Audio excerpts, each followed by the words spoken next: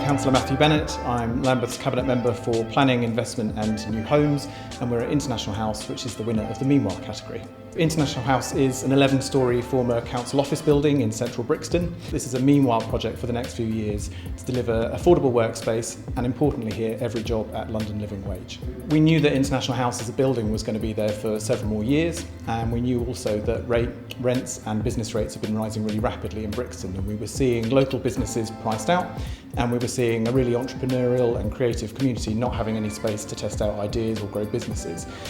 So we decided to turn International House into affordable workspace. And one of the key things that we wanted to deliver with this project, that's been different from what's been done before, was to guarantee that everyone here was paid at least the London living wage.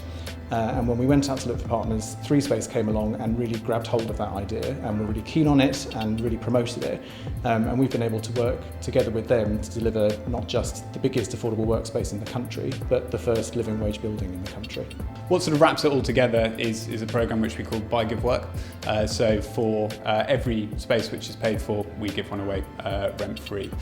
So we have 5 commercial floors, which is everything from a freelancer to a 100-person company. And then we also have 5 what we call give floors. So 2 of those are for essentially artists and creatives, so Photo Fusion and Assemble have a fabrics and textile studio floor.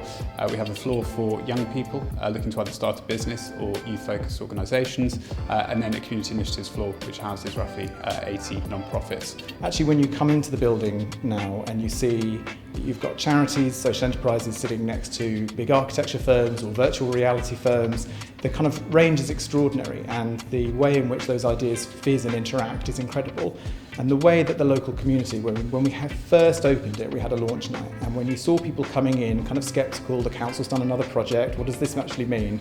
And talking through the fact all the jobs would be living wage, the fact there would be space for community groups, the fact we would be bringing big organisations down to Brixton and really renowned organisations, the community responded really well because they saw this was something they could buy into, they had ownership of, and it's having a really positive effect in the local community.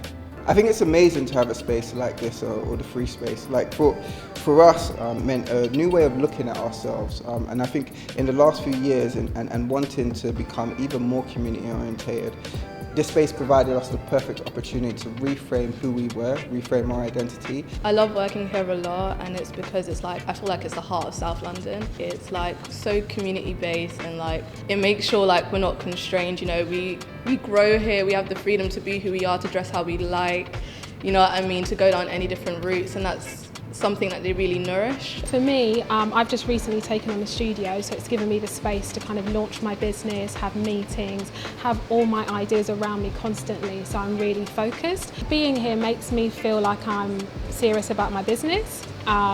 It makes me feel that I'm in the right environment to succeed as well. I've been doing a lot at home and it kind of felt like a hobby. It feels like I'm on the right path being in this building. I think what's been so interesting is the way that we've managed to capture such a broad range of different types of activity.